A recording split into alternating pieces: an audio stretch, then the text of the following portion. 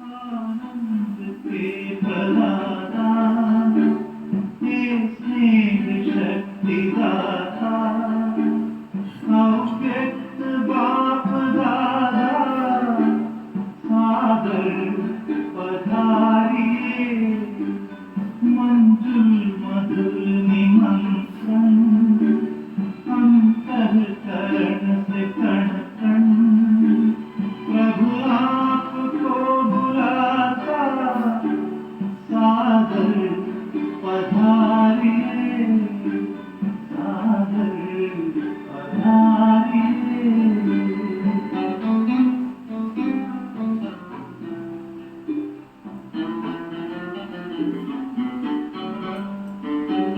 बिछड़े हैं कल्प भर के, प्यासे मिलन के कब्र से, बच्चे बुला रहे हैं, मिल जाओ आज हमसे, दृष्टि से सृष्टि रच दो, मुरली से रंग भर दो, वरदानों के है दाता, सादर पधारिए, सादर पधारिए।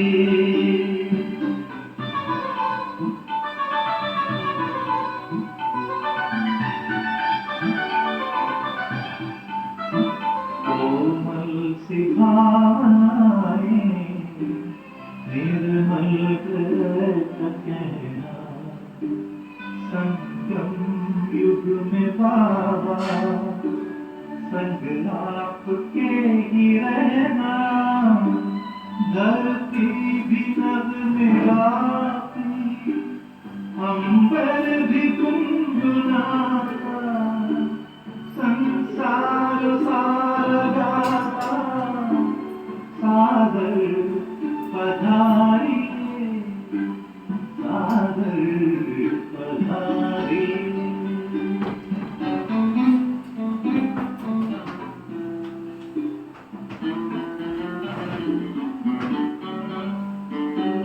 तेरे प्यार को संजोए, नैनों को है भिगोए, यादों के मोतियों को सांसों में है पिरोए, वो सद्गुणों के साथ भरने हरे उजागर, हर ही तुम्हें बुलाता, सादर पधारिए, सादर पधारिए।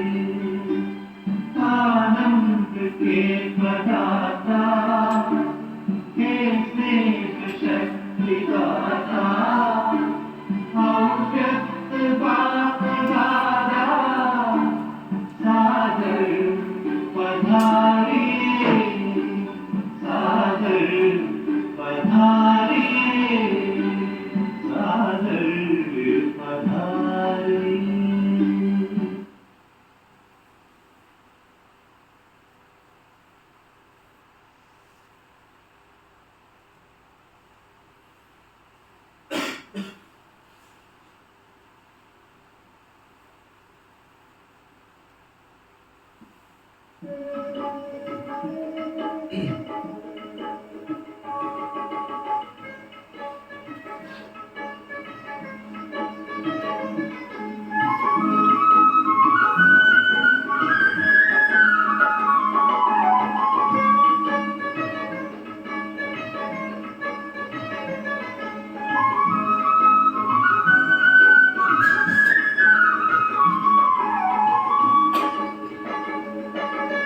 विजयादशमी मनाओ, विजयादशमी मनाओ, विजयादशमी मनाओ, विजयादशमी मनाओ।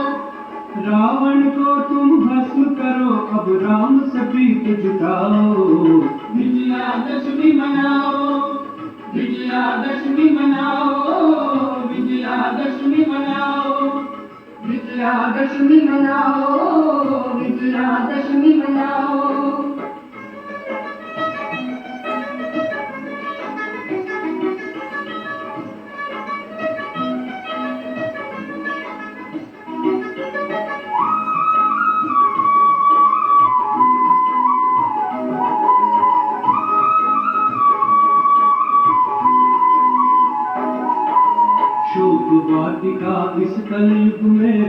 स्वयं शिव आया। रूप भक्ति कालिक कलयुग में राम स्वयं शिव आया। आत्मा रूपी सीता को उसने आकर छुड़ाया। आत्मा रूपी सीता को उसने आकर छुड़ाया। कुंभकर्ण सन सोया मानव ज्ञान से उसे जगाओ। विजयादशमी मनाओ, विजयादशमी मनाओ, विजयादशमी मनाओ, विजयादशमी मनाओ, विजयादशमी मनाओ।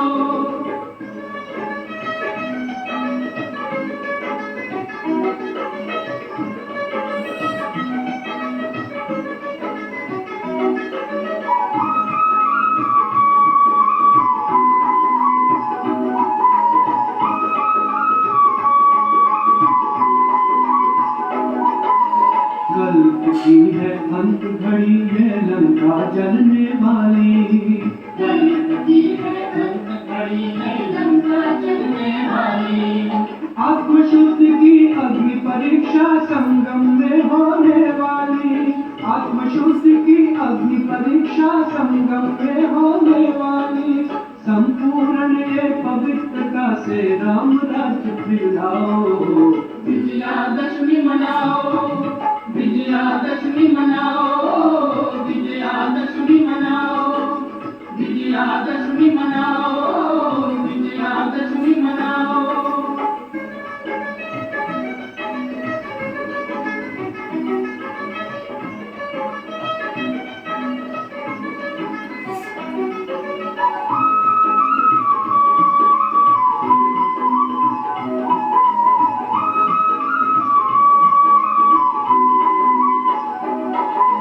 काम क्रोध और लोभ मोह रावण के संगे साथी। काम क्रोध और लोभ मोह रावण के संगी साथी।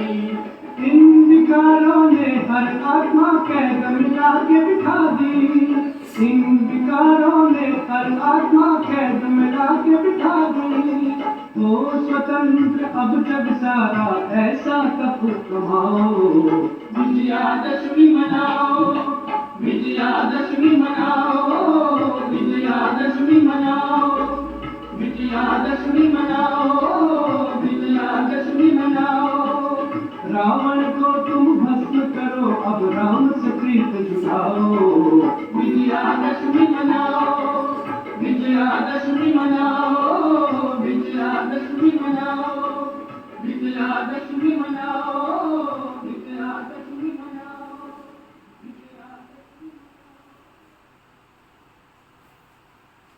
शांति। सबने विजयदशमी मनाई। ऊपर के रावण तो संसार में बढ़ते जा रहे हैं। गली मोहल्ले चौक रावण की संख्या बढ़ती जा रही है। और लोग बना के शान समझ रहे हैं। हमारे मोहल्ले का रावण, हमारे चौक का रावण, हमारी कॉलोनी का रावण। अंडरस्टूड है कि तुम्हारी कॉलोनी में, तुम्हारे मोहल्ले में, तुम्हारे चौक में, तुम्हारे शहर में रावण की गतिविधियां पहले से बढ़ रही है, इसलिए तुम्हें जगह जगह उसको जलाना पड़ रहा है। लेकिन बाबा ने तो हमें समझ दी है कि अंदर बैठे हुए जो विकार हैं, उन अशुद्ध विकारों की हमने क्या करनी है। तो क्या बोलती है माता, धोखा क्या धो क्या देते हैं? धोख धोख बोलते हैं, धोख धोख धोख मारनी है। तो रावण को धोख मारनी है कि नहीं मारनी? अच्छा, तो सबको विजयदशमी के पावन पर्व की ढेर सारी शुभकामनाएं। सदा विजय हमारा जन्म सिद्ध अधिकार है। 21 जन्म स्वराज्य प्राप्त करना हमारा जन्म सिद्ध अधिकार। अच्छा, बाबा कहते मीठे बच्चे, अभी घोर अंधियारा, भयानक रात पूरी हो रही है। तुम्हें दिन में चलना है। ये ब्रह्मा के बेहद दिन और रात की कहानी है।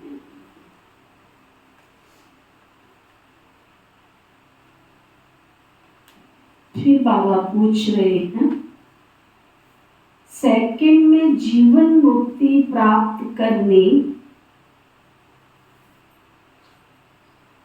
व हीरे तुल्य जीवन बनाने का आधार क्या है?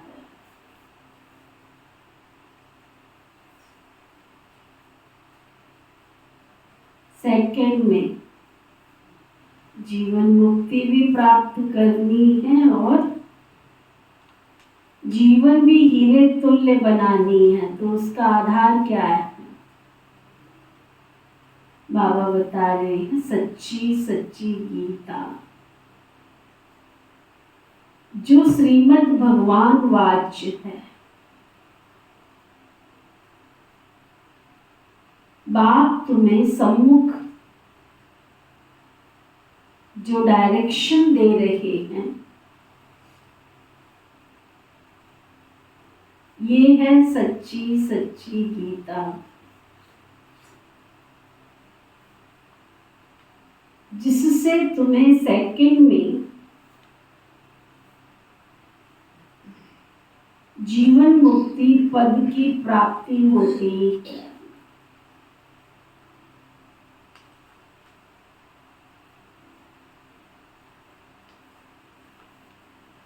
तुम हीरे तुल्य बनते हो।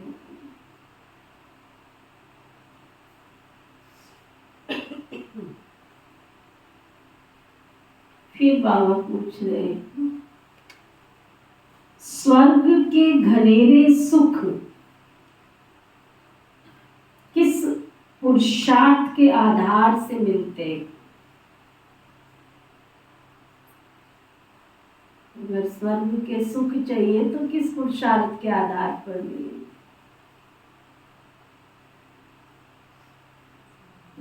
किस किस को चाहिए स्वर्ग के सुख? फिर कुछ करना पड़े कि नहीं? करने की बारी आवे तो ये नहीं हमसे हो सकता है, ये नहीं हमसे हो सकता है, ये नहीं हो सकता है, तो नहीं होने वाले को मिलेगा स्वर्ग का सुख? बाबा कह रहे हैं, स्वर्ग के सुख घनेरे प्राप्त करने का आधार है रोज की पढ़ाई और योग।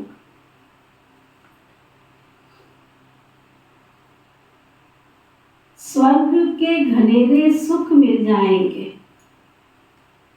रोज की पढ़ाई करेंगे, योग करेंगे तो स्वर्ग के घनेरे सुख मिल जाएंगे। इसलिए पढ़ाई में कभी भी थकना नहीं है।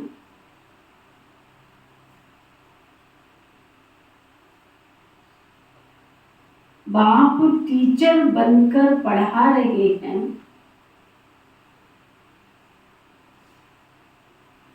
तो तुम अच्छे मार्क्स से पास होने का पुरुषार्थ करो ना।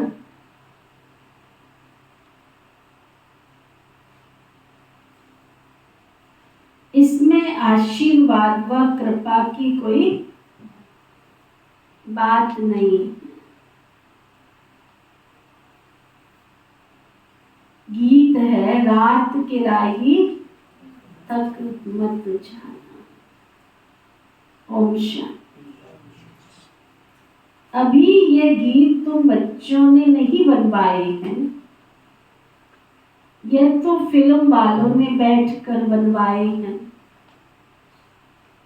अर्थ तो कुछ भी समझते नहीं। हर एक बात का यथार्थ अर्थ न जानने से अनर्थ हो जाता है। गाते हैं परंतु समझते कुछ भी नहीं। बाबा कहते गाते हैं परंतु समझते कुछ नहीं है। अभी तुम बच्चों को श्रीमत मिली हुई है। किसकी मिली है श्रीमत? किसकी बोलते हैं? भगवान की। भगवान को ही भगत नहीं जानते तो उन भक्तों की सदगति कैसे हो सकती? भक्तों का रक्षक है भगवान। रक्षा मांगते हैं तो जरूर कोई दुख है। हमारी रक्षा करो बहुत गाते हैं, परंतु भगवान कौन है, किससे रक्षा करते हैं, ये जरा भी नहीं जानते हैं। भक्त अथवा बच्चे अपने बाप को न जानने के कारण कितने दुखी हो पड़े। अभी इनका अर्थ तुम बच्चे ही समझते हो। अभी तो चारों तरफ भयानक घोर अंधियारी रात है। आधा कल्प की रात है। कोई भी विद्वान आचार्य पंडित नहीं जानते कि रात किसको कहा जाता है। यूं तो ये जानवर भी जानते हैं रात सोने की होती है, दिन जागने का होता। उनको भी मालूम है कि रात होगी सो जाओ, दिन हो गया जाग जाओ।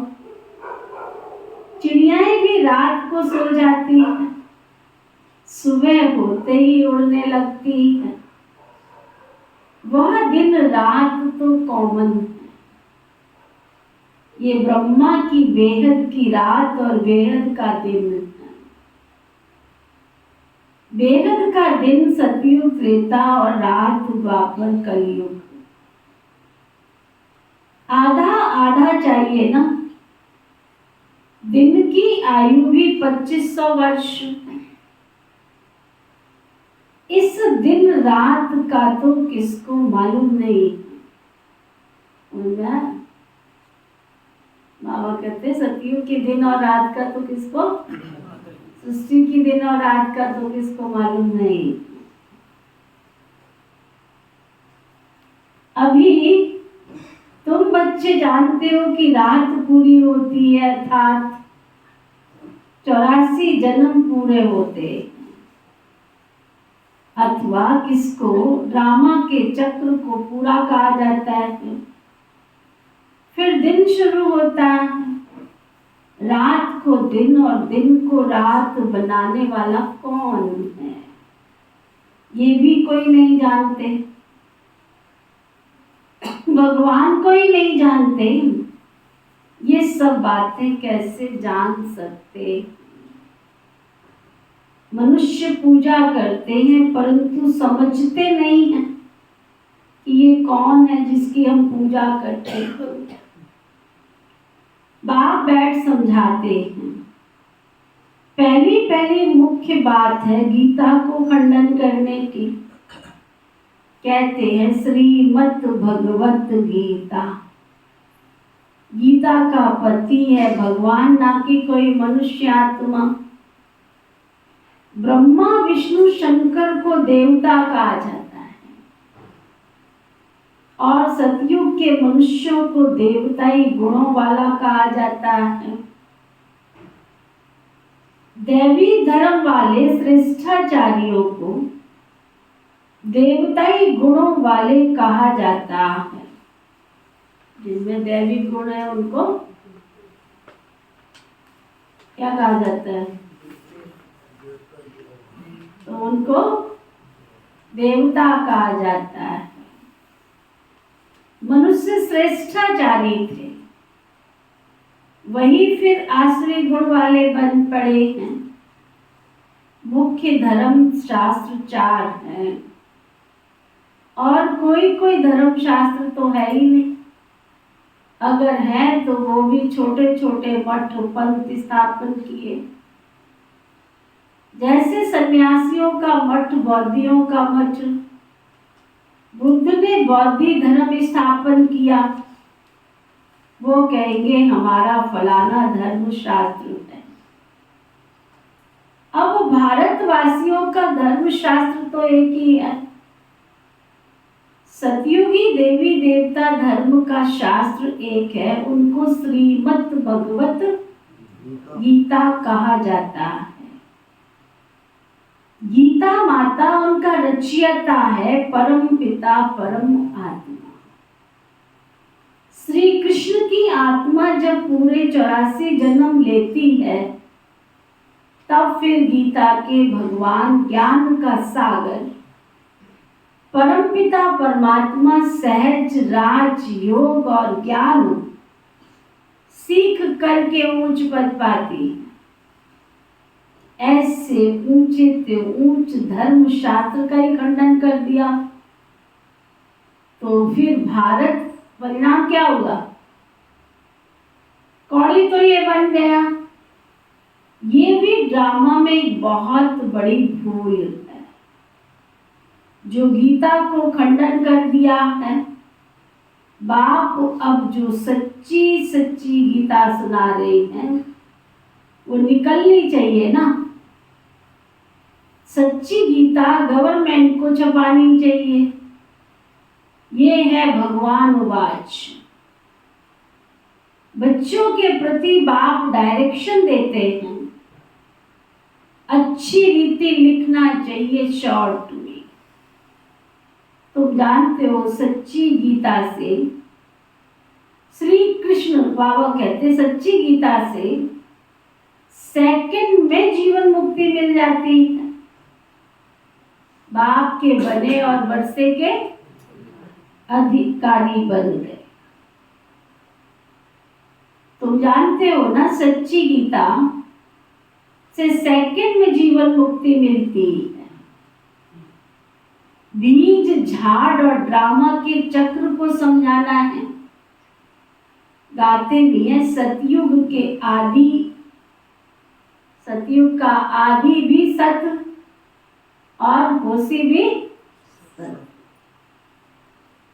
झाड़ को जानना भी सहज है, इनके ऊपर बीज है। ये भी देखो दुनिया में बीज कहाँ होता है? कहाँ होता है बीज? धरती में। और जब वो फल फ्रूट फल देता है तो बीज कहाँ आ जाता है ना? कितनी सूक्ष्म फिलॉसफी है।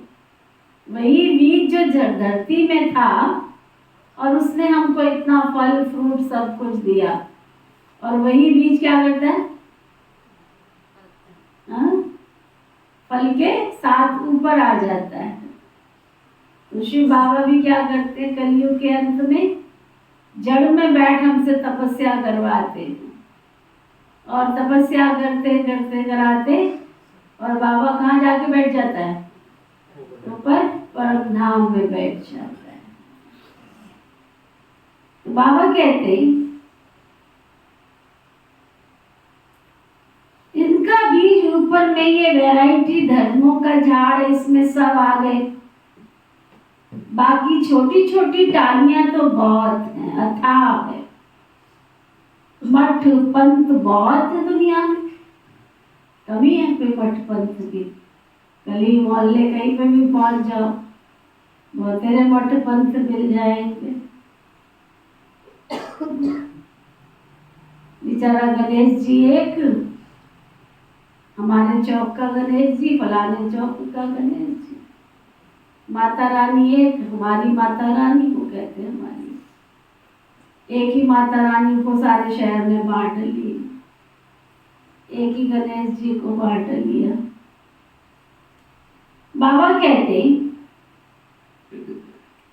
भारत में मठ पंथ बहुत है, कोई बौद्धियों का, कोई किसका, कोई किसका।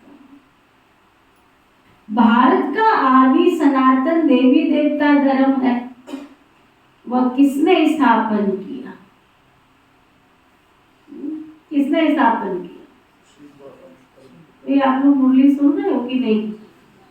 तो जो जवाब बाबा पूछता है, स्टूडेंट हो या नहीं हो, जो कहते हैं हम कथा सुनने आए वो हाथ उठाओ। तुम तो कथा भी नहीं सुन रहे हो।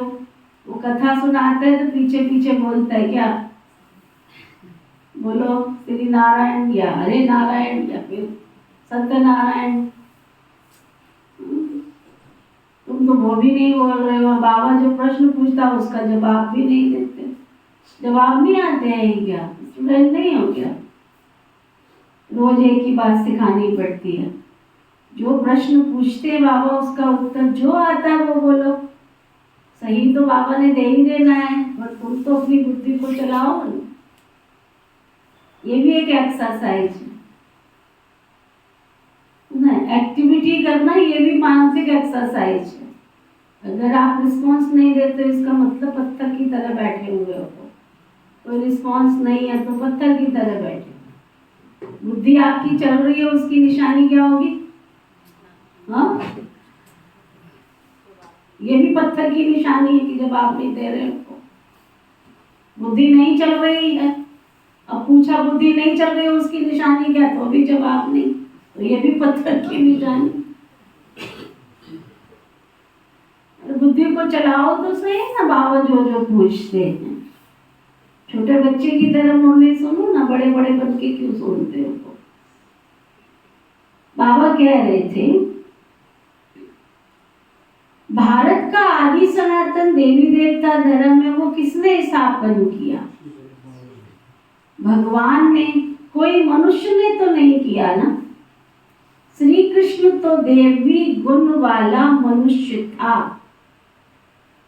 श्री कृष्ण तो दैवी गुण वाला मनुष्य था, 16 कला संपूर्ण था, सर्वगुण संपन्न, 16 कला संपूर्ण, संपूर्ण निर्विकारी, डबल अहिंसक, मर्यादा पुरुषोत्तम।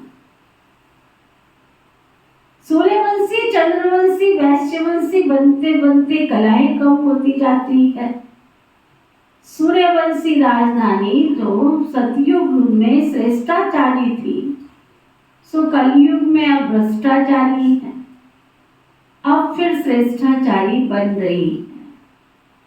तुम्हारी बुद्धि में है कि ऊंचे से ऊंच पार्ट किसका होगा, अभी तुम जान गए हो।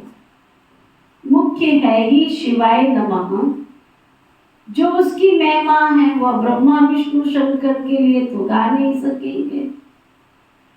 प्रेसिडेंट की महिमा प्राइम मिनिस्टर को अथवा और कोई को देंगे क्या? नहीं ना, अलग अलग टाइटल होते हैं, सब तो एक जैसे नहीं हो सकते। तुम बच्चों की बुद्धि में अभी आया है। तुम जानते हो क्राइस्ट को भी अपना क्रिश्चियन धर्म स्थापन करने का पार्ट मिला हुआ है। आत्मा तो है ही बिंदी, उस आत्मा में पार्ट भरा हुआ है। क्रिश्चियन धर्म की स्थापना कर फिर पुनर्जन्म लेते, पालना करते, सतो रजो तमो में आना है। पिछाड़ी में सारा झाड़ जर्जरीभूत होना ही है। हरेक को कितना कितना समय पार्ट मिला हुआ है। बुद्ध को कितना समय पालना करनी ये भी तुम जानते हो। भिन्न भिन्न नाम रूप में जन्म लेते रहते हैं। अभी बाबा तुम्हारी कितनी विशाल बुद्धि बना देते हैं, परंतु कोई तो शिव बाबा को भी याद नहीं कर सकते। बाबा आते बुद्धि भी अच्छी बना देते, ऊंची बना देते, विशाल बना देते, और कईयों की बुद्धि ऐसी है जो बाबा को याद ही नहीं कर सकते।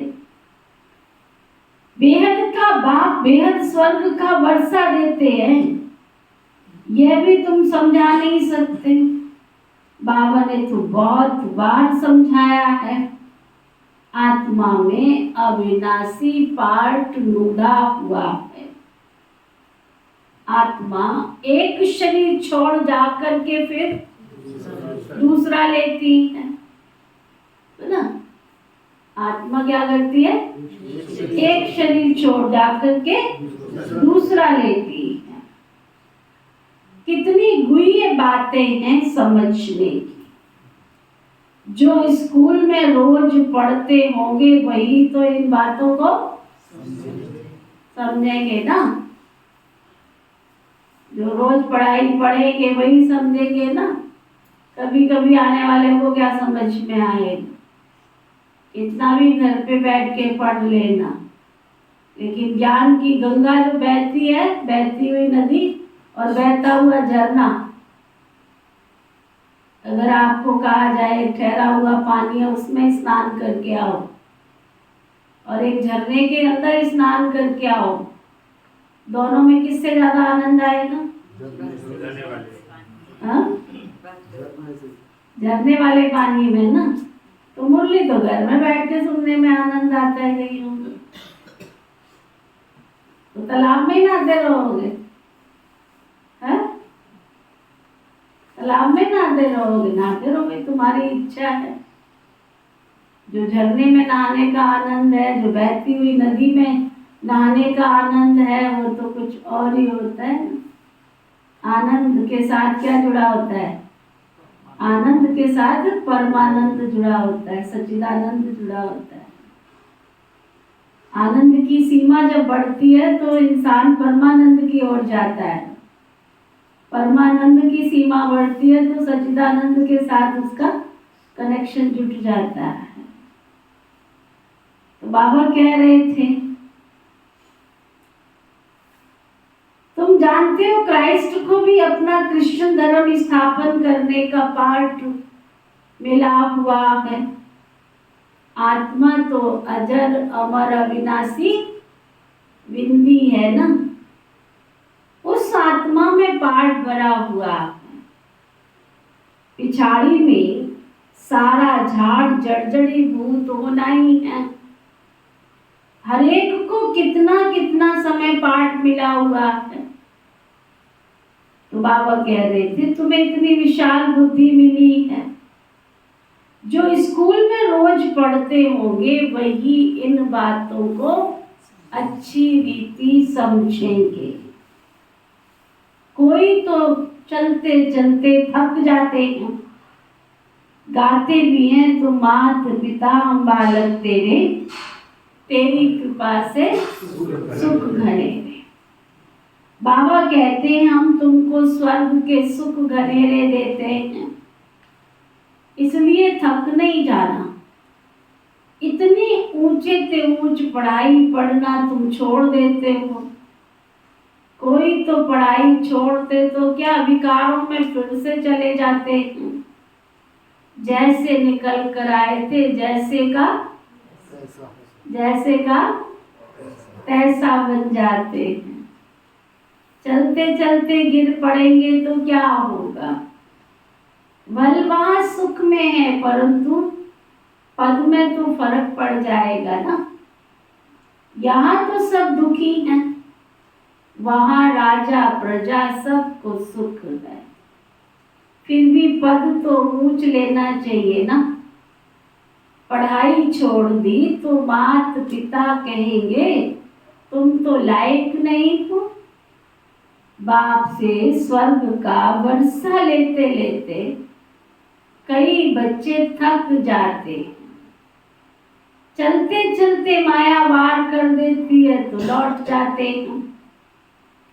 जो फिर जितना जमा किया क्या होगा? वो खत्म हो जाएगा, चलता रहेगा।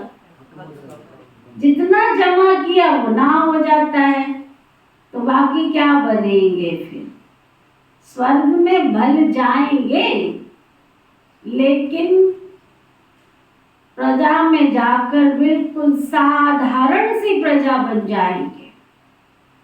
बाबा कहते हमारा बनकर फिर थक कर बैठ गए या ट्रेटर बन गए तो प्रजा में भी जाकर फिर चंडाल बने। अगर बाबा के बन गए, बाबा के घर में आते रहे और बाहर जाके बुराइयां करते रहे, बाबा की बदनामी कराते रहे, तो बाबा कहते चंडाल बन जाएंगे। प्रजा में भी चंडाल बन जाएंगे। एक होता है राजे महाराजाओं के चंडाल, चंडाल समझा? शमशान घाट में जो बैठते, तो बाबा कहते अब बाबा को तो सभी चाहिए, क्या करेंगे? बाबा को तो सभी चाहिए। स्वर्ग की मालिक बनते बनते, सुन रहे हो सभी? कान खुले हैं सबके? इसके बंदने को हाथ उठा, खुलने वाले नहीं। खुले हैं सबके? पक्का? जिनके खुले हुआ हाथ उठाओ।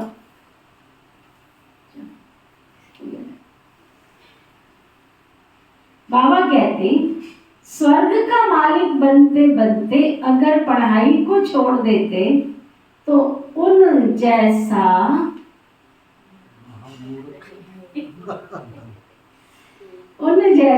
महान मूर्ख इस दुनिया में और कोई होता नहीं। लिखते भी हैं, तुम माता पिता बालक तेरे तेरी कृपा से स्वर्ग के बहुत सुख घनेरे मिलते। कृपा करो, बाप कहेंगे कृपा की तो बात ही नहीं है। मैं तो टीचर हूँ, पढ़ाऊंगा, तुम पुरुषार्थ करो अच्छे मार्क्स से पास होने का, बाकी मैं थोड़ी बैठ सब पर आशीर्वाद करूंगा। तुम योग में रहो तो ताकत मिलती रहेगी। सभी थोड़े गद्दी पर बैठेंगे, एक दो के सिर पर बैठेंगे क्या? तो धर्म मुख्य है ही चार, शास्त्र भी चार है, उनमें मुख्य है गीता, बाकी सब उनके बच्चे हैं। वर्षा तो माता पिता से मिलता है ना। अब आप सम्मुख समझा रहे हैं, सिर्फ गीता पढ़ने से थोड़े राजाओं का राजा बन जाएंगे। बाबा ने तो गीता पढ़ी है, परंतु उनसे होता कुछ भी नहीं। ये सब भक्ति मार्ग के शास्त्र तुमको पुरुषार्थ कर 16 कला संपूर्ण बनना है। अभी तो तुम्हारे में कोई कला कोई गुण नहीं रहा है। गाते भी हैं मुझ निर्गुण हारे में कोई गुण नहीं। आप ही तरस पर रोई, हमको फिर 16 कला संपूर्ण बनाओ। जो हम थे फिर बनाओ। अब तुम जानते हो बाप सम्मुख आकर समझा रहे हैं। एक निर्गुण संस्था भी बना दी है। निर्गुण निराकार का अर्थ भी नहीं जानते हैं। शिव का तो आकार भी है, जिसका नाम है तो जरूर चीज भी है ना। आत्मा इतनी सूक्ष्म है, उनका नाम भी है। ब्रह्म महतत्व जहाँ आत्माएं निवास करती है, वह भी नाम तो है ना। नाम रूप से न्यारी कोई चीज होती नहीं है। भगवान को कहते नाम रूप से न्यारा, फिर उनको सर्वव्यापी कह देते हैं। ये कितनी बड़ी भूल है। मनुष्य जब इन बातों को समझे तो निश्चय करे, बाबा हमने आपको बहुत जान लिया है, कल्प कल्प आपसे राज्य भाग्य लेते रहेंगे। ऐसा निश्चय हो तब पढ़ सकते हैं। यहाँ से बाहर निकलते फिर भूल जाते हैं। इसलिए पहले पहले तो लिखवा लेना चाहिए कि बरोबर शिव बाबा आया है राज योग सिखलाने के लिए। कई तो लिख कर दे भी देते ना, फिर क्या करते हैं? फिर भी पढ़ाई छोड़कर चल जाते हैं। और तो और क्या, कई तो ब्लड से भी लिख कर दे देते हैं। आज ब्लड से लिख कर देने वाले भी नहीं हैं। माया कितनी तीखी है। बाबा कितना बैठ समझाते हैं। तुम्हारी व्यंग मार्ग की सर्विस तब होगी जब ऐसे ऐसे पत्र तुम लिखेंगे। तुम्हारी शक्ति सेना में भी सब नंबरवार हैं। कोई चीफ कमांडर है, कोई कैप्टन है, कोई मेजर्स हैं, कोई सिपाहियों के साथ कोई सिपाहियों के साथ बोझा ढोने वाले भी हैं। सारी सेना है बाबा के पास। बाबा तो पुरुषार्थ कराएंगे ना। हर एक के पुरुषार्थ करने से समझ में आता है ये राजा रानी बनेंगे या अच्छी साहूकार प्रजा में जाएंगे, ये साधारण प्रजा में जाएंगे, ये दास दासी बनेंगे। ये बिल्कुल सहज समझने की बातें हैं। पहली पहली मुख्य बात को समझना है। बाबा कितनी ललकार करते हैं महारथियों को। व्यंग मार्ग की सेवा के लिए तुम्हारे विचार चलने चाहिए। कैसे हम सेवा को बढ़ा सकते हैं उसकी युक्तियां बाबा कहते हैं तुमको रचनी चाहिए। समझा? अच्छा, मीठे मीठे सिकिलते बच्चों प्रति माता पिता बाप दादा का याद प्यार और गुड मॉर्निंग। रूहानी बाप की रूहानी बच्चों को नमस्ते। हम सब रूहानी बच्चों की रूहानी बाप दादा को दिल व जान सिख व प्रेम से नमस्ते नमस्ते नमस्ते जी। धारणा के लिए मुख्य सार। पढ़ाई में कभी भी थकना नहीं है। ऊंचे ते ऊंच पढ़ाई रोज पढ़नी और पढ़ानी है। किससे बात कर रहा है बाबा जी?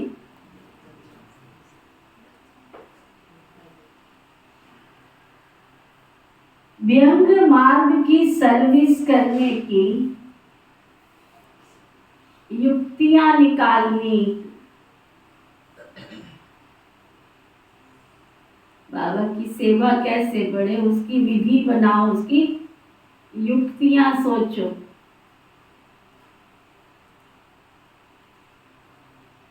योग में रह बाप से ताकत लेनी।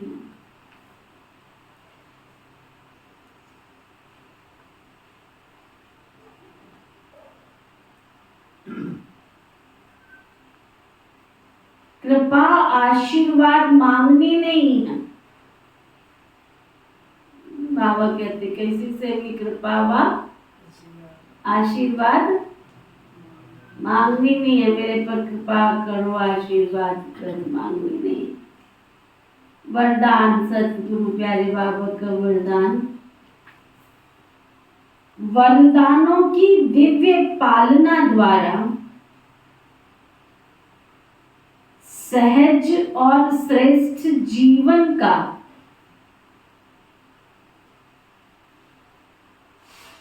अनुभव करने वाले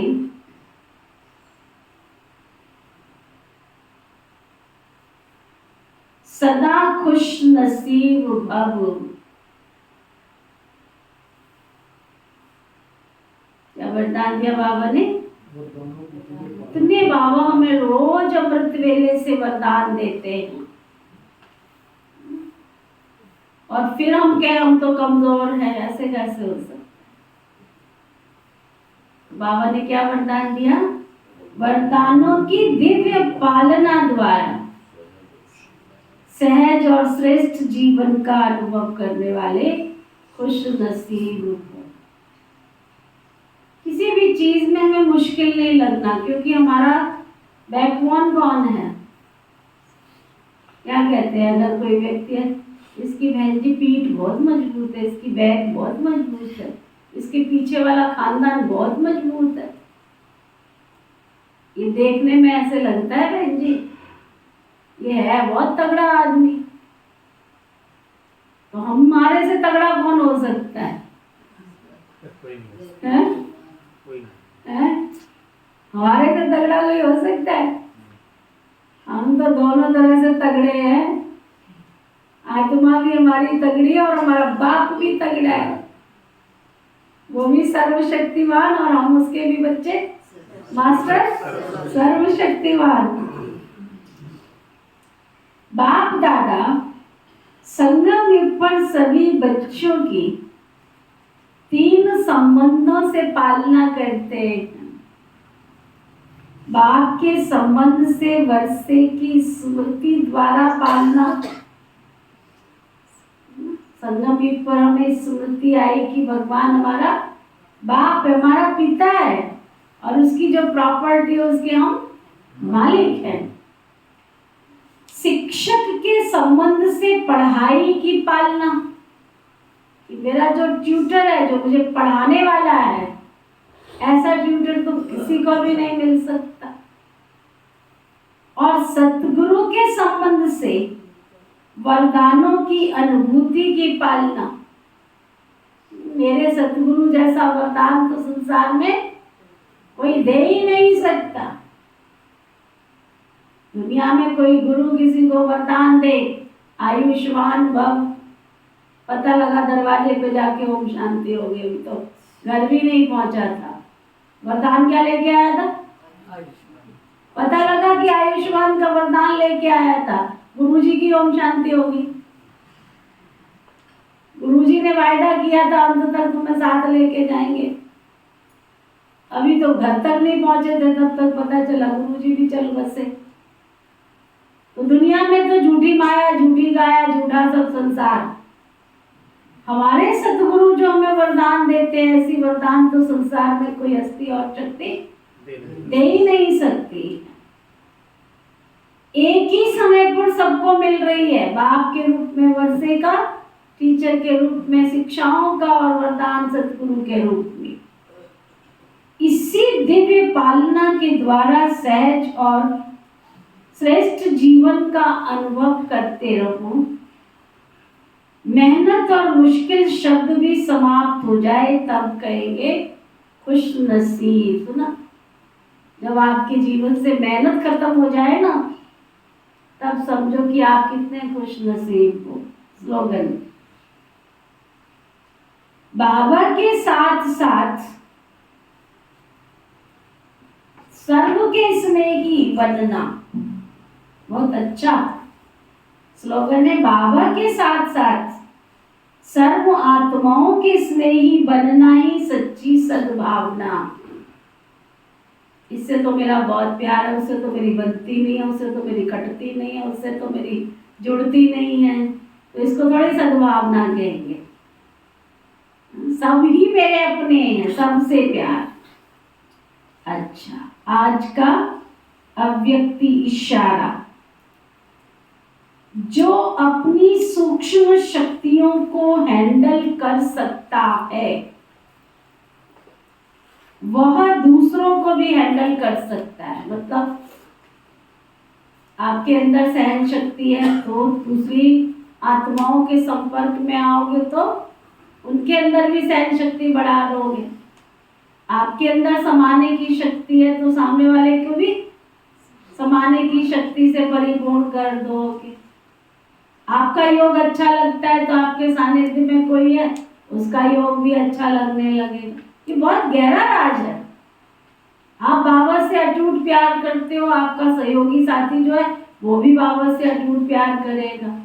आप निमित्त दीदियों के प्रति रिस्पेक्ट रखते हो, उनको आदर सम्मान की दृष्टि से देखते हो, वो भी सम्मान और दृष्टि से देखेगा। जब आपको ही प्यार नहीं है तो आपके साथ रहने वाला कैसे प्यार करेगा? आप तन मन धन से बाबा के घर में सहयोगी बनते हो, जिनकी सेवा के निमित्त आप बने हो वो भी तन मन धन से सहयोगी बनेंगे। तो जो अपनी सूक्ष्म शक्तियों को हैंडल कर सकता, वह दूसरों को भी हैंडल कर सकता। तो स्व के ऊपर कंट्रोलिंग पावर, रूलिंग पावर सर्व के लिए यथार्थ हैंडलिंग पावर बन जाती है। चाहे अज्ञानी आत्माओं को सेवा द्वारा हैंडल करो, चाहे ब्राह्मण परिवार में स्नेह संपन्न, संतुष्टता संपन्न व्यवहार करो, दोनों में सफल हो जाओगे। अगर आप अपनी शक्तियों का उपयोग कर रहे हो तो ना, ओके, ओम शांति शांति शांति।